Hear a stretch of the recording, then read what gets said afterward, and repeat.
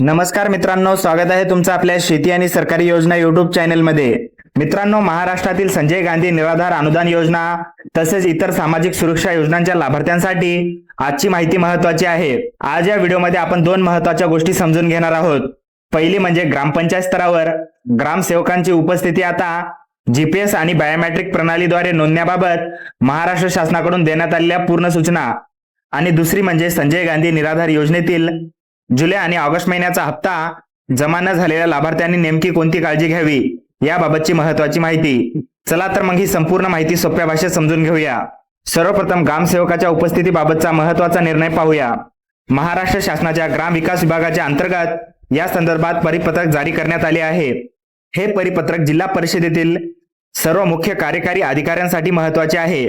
या परिपत्रकाचा विषय आहे ग्रामसेवकाची हजेरी जीपीएस आणि बायोमेट्रिक प्रणालीच्या माध्यमातून घेण्याबाबत। परिपत्रकामध्ये ग्रामपंचायत अधिकारी म्हणजेच पूर्वीचे ग्रामसेवक किंवा ग्राम विकास अधिकारी यांची बायोमेट्रिक तसेच जीपीएस हजेरी प्रणाली राबवण्यासाठी आवश्यक ती कार्यवाही करण्याबाबत सूचना देण्यात आल्या आहेत। यापूर्वी या संदर्भात सूचना देण्यात आलेल्या होत्या, मात्र काही ठिकाणी त्याची योग्य प्रकारे अंमलबजावणी होत नसल्याच्या तक्रारी शासनाकडे प्राप्त झाल्या आहेत। त्यामुळे आता जिल्हा परिषदेच्या मुख्य कार्यकारी अधिकाऱ्यांना पुन्हा एकदा स्पष्ट सूचना देण्यात आलेल्या आहेत की ग्रामपंचायत स्तरावर ग्रामपंचायत अधिकाऱ्यांची हजेरी जीपीएस आणि बायोमेट्रिक प्रणालीच्या माध्यमातून घेण्याबाबत योग्य ती कार्यवाही करण्यात यावी। आता याचा सामान्य नागरिकांवर काय फायदा होऊ शकतो ते समजून घेऊया।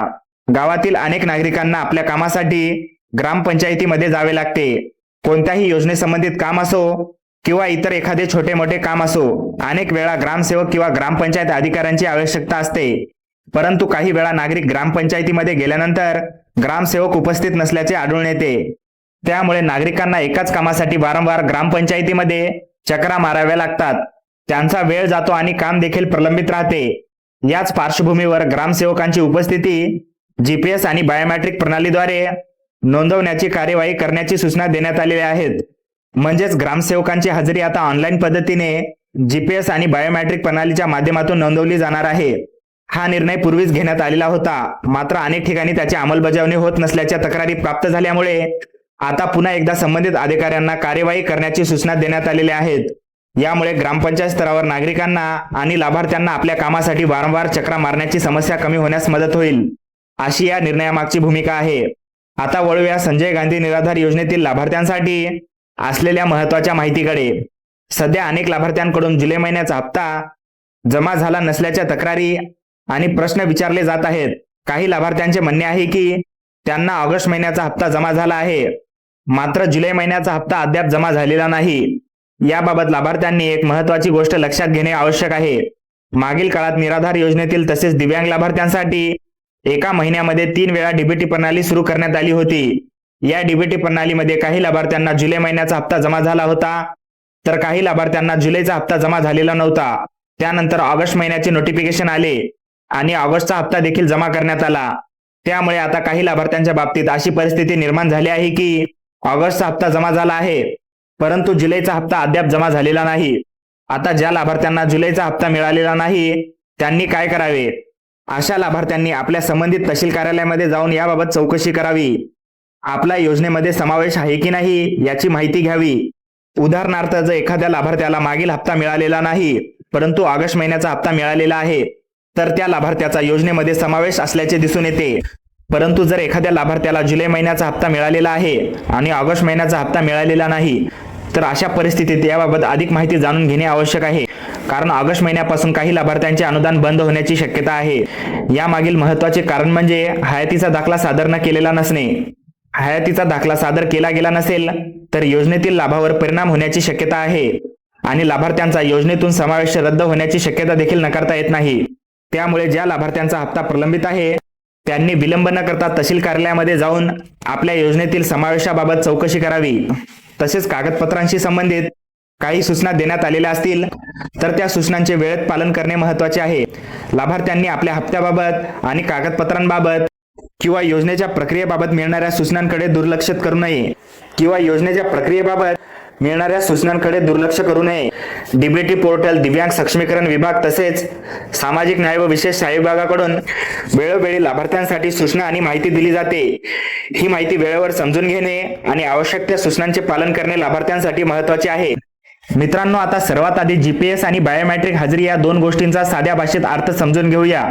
बायोमेट्रिक हजेरी म्हणजे संबंधित ग्रामपंचायत अधिकाऱ्यांची उपस्थिती एका डिजिटल प्रणालीच्या माध्यमातून नोंदवली जाते. म्हणजेच अधिकारी प्रत्यक्ष उपस्थित आहे की नाही याची नोंद केवळ कागदावर न राहता डिजिटल पद्धतीने केली जाणार आहे.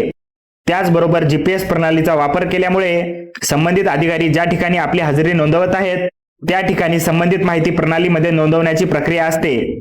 यामुळे ग्रामपंचायत स्तरावर अधिकारी उपस्थित आहे की नाही याबाबत अधिक व्यवस्थित पद्धतीने नोंद ठेवण्याचा प्रयत्न केला जातो. पूर्वी एखाद्या नागरिकाने ग्रामपंचायतीमध्ये जाऊन ग्रामसेवक उपलब्ध नसल्यामुळे पुन्हा दुसऱ्या दिवशी जावे लागले तर त्याचा वेळ आणि पैसा दोन्ही खर्च होतात. त्यामुळे या संपूर्ण प्रक्रियेचा मुख्य उद्देश ग्रामपंचायत स्तरावरील कामकाजामध्ये शिस्त आणणे आणि नागरिकांना आवश्यक असलेल्या कामांसाठी अधिक उपलब्ध राहण्यास मदत होणे हा आहे. म्हणून शासनाने यापूर्वी दिलेल्या सूचनांची अंमलबजावणी योग्य प्रकारे होत आहे की नाही याकडे आता पुन्हा लक्ष देण्यात आले आहे. मित्रांनो, आता हप्त्याच्या मुद्द्याकडे पुन्हा एकदा थोडे सविस्तरपणे पाहूया. अनेक लाभार्थ्यांच्या मनामध्ये सध्या हा प्रश्न आहे की जर जुलै महिन्याचा हप्ता खात्यामध्ये आलेला नाही परंतु ऑगस्ट महिन्याचा हप्ता खात्यामध्ये जमा झाला आहे तर नेमकी परिस्थिती काय आहे. तर अशा परिस्थितीत लाभार्थ्यांनी घाबरून जाण्याची आवश्यकता नाही. मात्र आपल्या योजनेतील स्थितीबाबत माहिती जाणून घेणे महत्त्वाचे आहे. कारण मागील डीबीटी प्रक्रियेमध्ये सर्व लाभार्थ्यांच्या खात्यामध्ये एकाच वेळी रक्कम जमा झालेली नव्हती. काही लाभार्थ्यांना जुलैचा हप्ता मिळाला तर काही लाभार्थ्यांना तो मिळालेला नाही. त्यानंतर ऑगस्ट महिन्याच्या हप्त्याबाबत प्रक्रिया झाली. त्यामुळे दोन वेगवेगळ्या महिन्याच्या हप्त्याची स्थिती लाभार्थ्यांच्या बाबतीत वेगळी दिसून येऊ शकते. म्हणून केवळ एका महिन्याचा हप्ता खात्यामध्ये जमा झालेला नाही म्हणून आपला लाभ योजनेतील पूर्णपणे बंद झाला आहे असा निष्कर्ष स्वतःहून काढू नये. त्याऐवजी संबंधित तहसील कार्यालयामध्ये जाऊन आपल्या नावाचा योजनेमध्ये समावेश आहे की नाही, आपल्या हप्त्याची स्थिती काय आहे आणि काही कागदपत्र किंवा इतर प्रक्रिया प्रलंबित आहे का याची माहिती जाणून घेणे महत्त्वाचे आहे. विशेषतः जुलैचा हप्ता आलेला नाही पण ऑगस्ट महिन्याचा हप्ता आलेला आहे अशा लाभार्थ्यांनी आपल्या योजनेतील स्थितीबाबत योग्य माहिती जाणून घेणे आवश्यक आहे. तर मित्रांनो, आजच्या व्हिडिओमध्ये आपण दोन महत्त्वाच्या गोष्टी पाहिल्या. एक म्हणजे ग्रामपंचायत स्तरावरील ग्रामसेवकांची हजेरी जीपीएस आणि बायोमेट्रिक प्रणालीच्या माध्यमातून घेण्याबाबत शासनाकडून पुन्हा सूचना देण्यात आलेल्या आहेत.